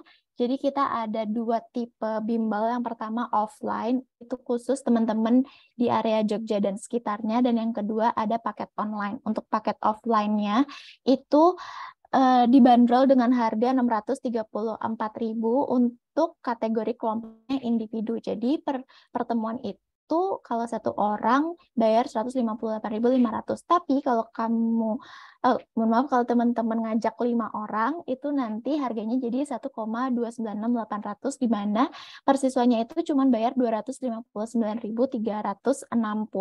Nah, ini untuk paket offline. Nah, kalau paket online-nya, kalau individu itu 589.000. Jadi per pertemuannya 147.250.000 doang. Tapi kalau misalkan kalian ngajak teman-temannya, jadi berlima gitu les online, itu kalian cukup bayar 1.188.000. Jadi per orang itu cuma bayar 237.000. Kalau per orang per pertemuan jadi cuma kurang dari 60.000. Nah, khusus peserta webinar malam ini, kalian bakal dapat diskon 100.000 dengan chat privat ke CS Widya Edu. Atau admin WA Group di 082282677722. Nah, tuh udah dikirim juga sama Kak Devi untuk peserta webinar malam ini bakal dapat diskon 100.000 dengan chat privat. Jadi kalian nggak usah pakai yang selamat malam Kak gitu, nggak usah, tinggal langsung privat, nanti kalian langsung dapat diskon 100.000. Nah, kalau diskon 100.000 harganya jadi berapa? Kalau diskon 100.000, paket offline SMA individu jadi 534. Kalau berlima jadi 1.196.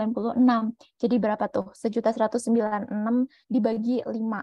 Terus kalau paket online per individu, kalian dengan diskon 100.000 bakal dibanderol dengan harga 489. Tapi kalau per kelompok 5 orang jadi cuma 1.088.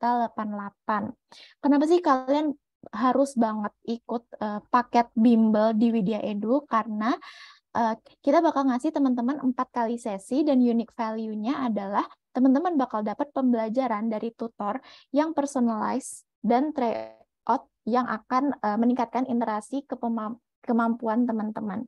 Jadi jangan dilewatkan diskonnya dan kesempatannya. Seperti itu. Nah, ini ada testimoni dari salah satu siswa Widya Edu, tapi sebentar tadi aku lupa share sound. Oke. Nah, mungkin bisa disimak dulu ya testimoni ini dari teman kita satu ini.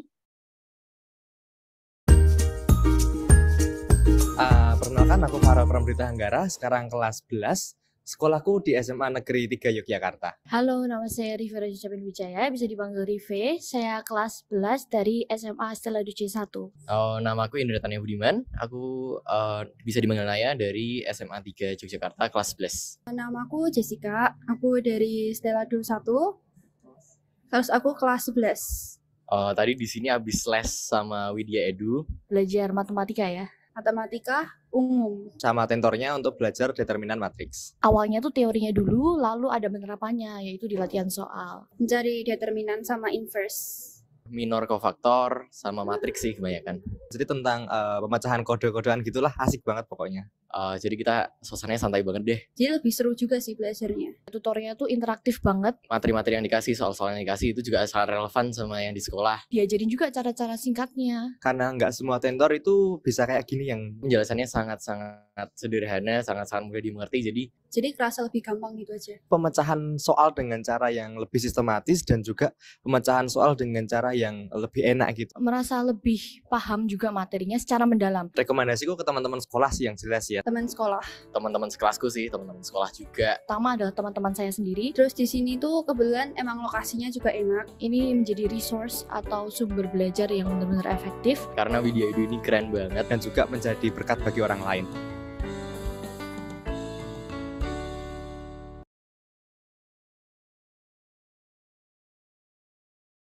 Oke, sekian videonya. Jadi buat teman-teman tadi yang menyimak testimoni dari teman-teman yang udah pernah ikut bimbel privat di Widya Edu, jadi tahu ya kalau ini tuh super recommended banget. Jadi jangan disia-siakan kesempatannya, apalagi dapat diskon 100.000. Kalau aku sih langsung gas. Kenapa pas zamanku tidak ada yacht yang seperti ini? Oke, aku play lagi. Gimana cara nge-next-nya? Nah, next week kita bakal ada live class bedah soal UTBK SNBT 2023 oleh Kak Ica dan Kak Pepi. Jadi jangan lupa book the seat dan langsung daftar aja, karena yang pastinya ini bakal bikin teman-teman tahu ya mengenai soal-soal UTBK SNBT sampai ngelotok. Jadi udah besok kalian jawab tinggal nggak usah buka mata, tutup mata aja. Jadi biar lebih oke. Oke, nah sekarang mungkin tadi aku juga udah sempat lihat beberapa pertanyaan teman-teman yang udah kepo banget nih. Dan pasti aku tahu teman-teman gak sabar buat dengar jawabannya dari kakak-kakak pembicara. Mungkin aku panggil lagi ya kakak-kakak pembicara, Mas Fatan dan Mbak Ica. Apakah sudah siap untuk menjawab pertanyaan dari teman-teman? Siap, Mbak Kania, Kak Kania, siap. Oke, sebentar. Tadi aku udah coba pilih-pilih beberapa pertanyaan yang menurut aku cukup menarik dan ya universal lah. Jadi kayaknya ini menjadi concern beberapa teman-teman. Nah, pertanyaan pertama ini ditujukan buat Mas Fatan nih. Jadi aku tadi nge-highlight satu pertanyaan dari Kak Dian. Nah, jadi Kak Dian ini nanya, menurutku justru yang paling sulit itu milih opsi keduanya. Ada yang bilang harus relevan, ada yang bilang grade-nya harus lebih rendah, ada yang bilang nggak perlu diperhatikan, dan lain-lain. Jadi sebenarnya gimana sih cara nentuin jurusan pilihan kedua? Aku nggak tahu sama sekali karena yang aku mau sejauh ini cuma satu aja. Nah, gimana nih Mas Fatan? Mungkin Mas Fatan bisa kasih insight atau beberapa pandangan terkait pertanyaan dari Kak Dian. Oke, baik. Ntar aku lagi nyari file yang relevan. Oke. Tadi pertanyaannya dari ini ya, apa namanya, dari Dian tadi, sebenarnya yang sulit itu cari pilihan kedua gitu ya. Gitu ya. Misalkan ya pilihan pertamanya psikologi UGM, terus pilihan keduanya apa? Pilihan pertamanya kedokteran, pilihan keduanya apa? Nah itu tergantung. Jadi sebetulnya ini buat teman-teman ya, pilihan jurusan kuliah itu nggak cuma satu ya. Pilihan jurusan kuliah itu nggak cuma satu. Nah jadi apa namanya, ada perbedaan. Jadi misalkan gini, apa namanya, teman-teman coba cari dulu tujuannya apa gitu.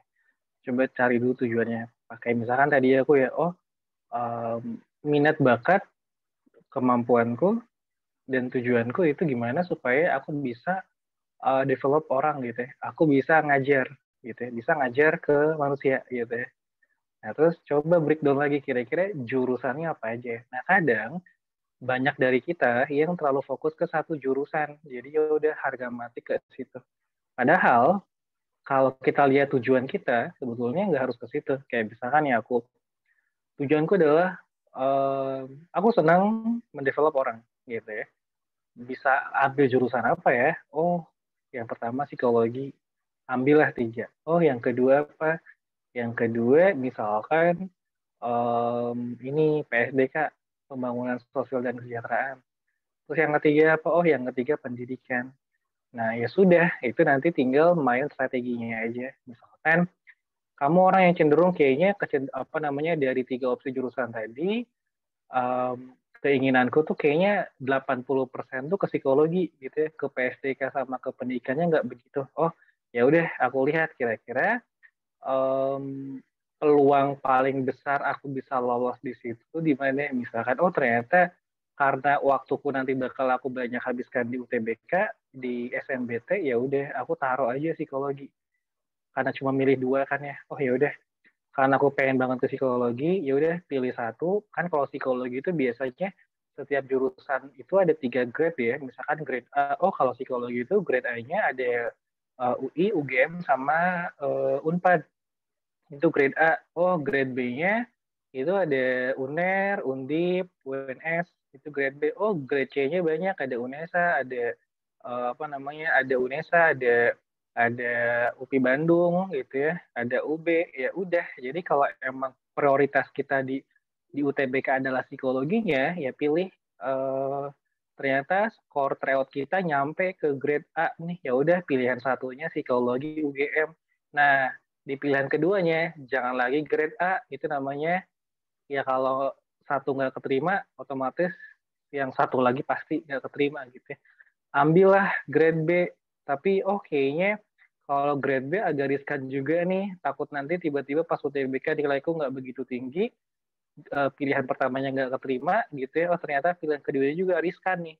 Ya udah pilihan keduanya langsung aku ambil grade C. Ya udah aku ambil psikologi UNESA misalkan. Nah itu ya, jadi tergantung kamu ambil strategi yang mana. Jadi kalau misalkan strateginya adalah di UTBK pengen ngejar psikologinya, ya udah tinggal pilih grade-nya aja. Tapi nanti ada utul nih. Nah kalau utul itu lain cerita tuh. Kayaknya kalau utul mungkin kalau ada, misalkan kalau di utul UGM tuh sekarang 2 ya. Atau misalkan di SIMAK UI deh. Nah, SIMAK UI itu kan pilihannya banyak ya. Kalau nggak salah bisa 7 tuh SIMAK UI. Ya udah pilih lah prioritasnya. Kayaknya karena pilihannya banyak, aku taruh deh apa namanya psikologi ini karena aku pengen psikologi. Nah, terus nanti lihat lagi, ternyata jurusan apa ya yang apa namanya yang mirip-mirip psikologi setelah aku cari tahu, dan itu tetap inline dengan tujuanku yang aku suka develop orang. Oh ya udah bisa ambil apa? Ambil kesejahteraan sosial kayak gitu ya. Oh apalagi ya? Oh mirip-mirip ambil ini misalkan sosiologi gitu. Nah, hal-hal kayak gitu yang harus teman-teman bikin ini ya, bikin skenario-nya. Jadi intinya apa namanya, jangan fokus ke satu jurusan, coba tentukan dulu kira-kira goals atau tujuan teman-teman apa, terus coba research kira-kira apa namanya, apakah goals itu, apakah tujuan itu hanya bisa dicapai oleh satu jurusan atau sebetulnya jurusan lain juga bisa. Kayak tadi misalkan, oh aku senang develop orang, ya ternyata oh pertama psikologi, oh yang kedua nggak harus psikologi ternyata ya, bisa juga ambil PSDK, terus yang ketiga bisa pendidikan. Nah, kurang lebih kayak gitu ya Mbak Fania. Semoga bisa menjawab ya. Oke, terima kasih Kak Fatan atas jawabannya. Semoga tadi bisa menjawab pertanyaan dari Dian ya, dan mungkin juga berguna buat teman-teman yang lainnya. Nah, next, pertanyaan yang kedua ini ditujukan lebih untuk Kak Ica ya. Jadi aku tadi sempat scroll dan ada nih yang nanya dari Ross. Dia tanya kayak gini. Untuk Kak Widya yang S2-nya manajemen, saya mau ambil jurusan manajemen bisnis, apakah nanti bisa membangun bisnis peternakan sapi, Kak? Tapi saya linjur dan nilai ekonomi saya kurang memuaskan. Rencananya saya ingin membuka lapangan kerja. Itu pertanyaannya, mungkin Kak Ica bisa elaborate tentang kalau S2-nya manajemen gitu, apakah ada kemungkinan atau apakah probabilitasnya tinggi untuk kalau misalkan dia ingin jadi entrepreneur seperti itu. Thank you Kakak Nia buat Kak Ros ya. Nih jadi inget Pinipin ini. Oke, jadi gini. Kalau misalnya sebenarnya nggak harus S2 manajemen juga sih. Maksudnya kalau mau nyoba dari S1 manajemen juga nggak apa-apa gitu ya. Untuk bikin bisnis itu dari jurusan apapun sebenarnya bisa ya. Tinggal kitanya mau apa enggak gitu ya. Cuman memang untuk kita yang belajar manajemen dari awal itu lebih tertata aja sih, dari segi teorinya kita dapat, dari segi pengetahuannya dapat. Jadi nggak yang benar-benar asal tabrak kayak gitu. Nah, kalau misalnya kita berbicara tentang bisnis apapun industri apapun industrinya, basicnya semua sama kayak gitu ya. Jadi kalau misalnya mau membangun bisnis peternakan sapi, S1, S2-nya atau sekolahnya gitu ya dari manajemen, ya bisa aja gitu. Nggak ada yang salah gitu ya. Cuman mungkin karena spesifik banget nih peternakan sapi gitu ya, tetap harus dibarengin dengan pengetahuan bagaimana sih caranya mengelola peternakan sapi gitu ya. Karena kan kalau kita ngomongin manajemen dari sisi ekonomi, itu benar-benar yang general banget gitu. Tetap harus yang khususnya tetap harus ada apa ya, pengetahuan terkait dengan bagaimana sih memanage sapi ini, dari bagaimana caranya mengembangkan sapi dari dia masih kecil sampai akhirnya sapi itu mungkin akan diarahkan jadi apa nih, sapi potong kah, sapi perah kah gitu ya. Karena itu juga harus jadi pertimbangan ya Kak Ros ya, mau bikin peternakan sapi ini peternakan sapi apa juga gitu. Karena berbeda ya peternakan sapi perah sama peternakan sapi potong, itu benar-benar berbeda gitu. Nah, selain itu kalau misalnya nih tadi nilai ekonominya kurang memuaskan gitu, jangan khawatir. Manajemen itu nggak harus melulu berhitung tentang uang kayak gitu ya. Jadi manajemen itu banyak, mulai dari kita belajar tentang bagaimana cara membangun perusahaannya tadi ya, entrepreneurial. Jadi kalau kita bicara tentang entrepreneurial, kita belajar semua kok dari nol kayak gitu. Benar-benar mempelajari kayak how to build a business-nya itu tuh benar-benar dipelajari. Kemudian kalau misalnya nggak jago di bagian keuangan, bisa ngomongin tentang human resource-nya, berbicara tentang SDM kayak Mas Fatan, itu kan juga SDM ya Mas ya, gitu. Itu juga part of business juga ada gitu. Nggak harus dari teman-teman psikolog juga gitu. Kita juga belajar tentang SDM. Kemudian kalau misalnya lebih seneng buat ngelola sosial media atau branding kayak gitu, kayak Kak Kania nih, marketing bisa masuk juga gitu. Terus lebih senang ngomongin operationalnya nih, day to day basisnya kayak apa, bagaimana caranya mengelola gitu. Itu juga bisa masuk ke ranah operasional. Jadi kalau nilai ekonominya jelek, bukan berarti terus tidak bisa menghandle yang lain. Enggak, tetap bisa untuk menghandle yang lain. Nanti akan ketemu kok di manajemen itu di sebelah mananya itu pasti akan ketemu. Karena kita belajar semua. Gitu. Kak Tania, semoga menjawab pertanyaannya. Thank you. I see. Oke, thank you so much Kak Ica udah mencoba menjawab dan semoga tadi memuaskan ya jawabannya. Tapi buat aku sih sudah sangat menjawab. Ternyata nih yang Kak Ros nih. Oke, thank you so much. Tapi sebelum aku memohon maaf yang sebesar-besarnya buat teman-teman yang tadi udah nanya, tapi sepertinya karena terkendala waktu, kita nggak bisa jawab pertanyaannya satu-satu. Jadi kalau misalnya teman-teman masih ada yang bingung, feel free buat tanya teman-teman Widya Edu yang lain atau ikut bimbel privat, jadi bisa langsung nanya. Gitu. Nah, sebelum kita mengakhiri acara ini, ada baiknya kita foto dulu karena supaya ada kenang-kenangannya. Dan anyway, buat teman-teman yang belum isi presensi, bisa isi presensi di link yang sudah dikirimkan ya. Dan untuk teman-teman yang misalkan tertarik untuk ikut bimbel privat, bisa langsung chat privat ke WA ke CS Widya Edu untuk dapat diskon 100.000. Nah, yuk kita foto dulu ya. Mungkin teman-teman yang bisa on cam boleh banget buat on cam. Kalau misalnya mau pakai virtual background juga boleh. Yuk kita foto-foto.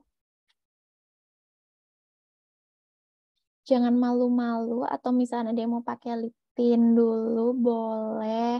Ada yang mau pakai kerudung dulu juga boleh, pakai topi gitu misalkan. Ayo kita foto. Wah, sepi nih. Jangan-jangan pada tidur ya. Oke, mungkin kita foto aja nih Kak berempat ya. Silakan yang bisa on cam.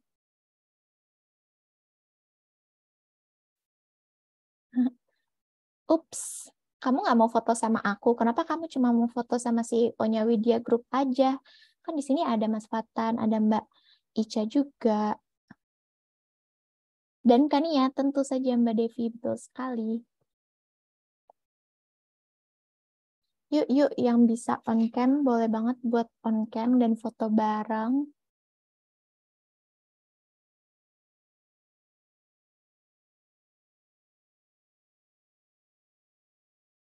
Terus on cam wajahku nggak kelihatan, Kak. Kenapa?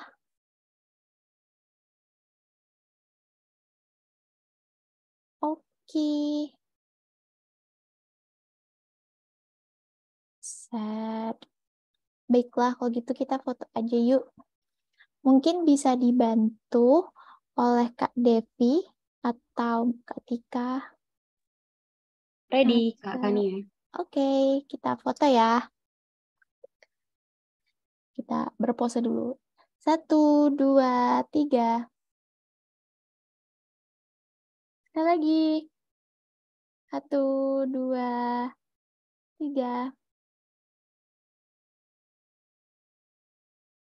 Yeay, oke. Terima kasih banyak teman-teman yang sudah menyempatkan diri untuk hadir. Semoga ilmu dari Kak Fatan dan Mbak Ica bisa bermanfaat buat menentukan jurusan teman-teman supaya tidak masuk ke lubang salah jurusan. Dan anyway, thank you so much buat Kak Fatan dan Kak Ica atas pemaparan materinya, super insightful dan sangat helpful pastinya buat teman-teman lainnya.